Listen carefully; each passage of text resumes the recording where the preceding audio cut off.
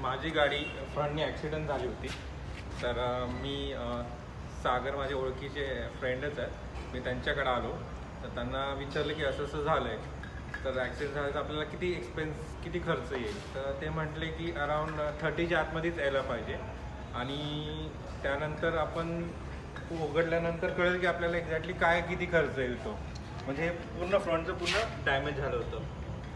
आणि त्यांनी मला सगळ्यात महत्त्वाचं हे असं कोण रेकमेंड करणार नाही, त्यांनी मला हे रेकमेंड केलं की तुम्ही जाऊन शोरूमला विचारून या की किती खर्च होतो आहे. तर 30च्या आतमध्ये असेल तर तुम्ही माझ्याकडेच या डोळे बंद करून, आणि त्यात तिकडे जास्त कमी असेल तर आहे ना तिकडेच द्या म्हणून. त्यानंतर मी तिकडे जाऊन आलो तर त्यांनी मला 30+ सांगितलं.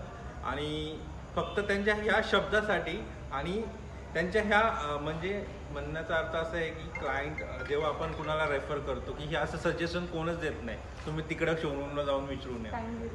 आणि ड्युरेशन ते म्हटले तुम्हाला जास्त देतील. तर त्यांनी मला टायमपेक्षा अगोदर लवकरच गाडी दिली आणि खूप चांगली गाडी बनवली. आणि त्यांच्याबद्दल मी खूप आभारी आहोत. आणि हा असा फीडबॅक आहे की सगळ्यांनी स्पेन्समध्ये येऊन आपली गाडी सर्व्हिस करून घ्यावे आणि काही पण काम असलं तर सगळ्यांनी इथेच यावे. थँक्यू सागर, थँक्यू स्पेन्स.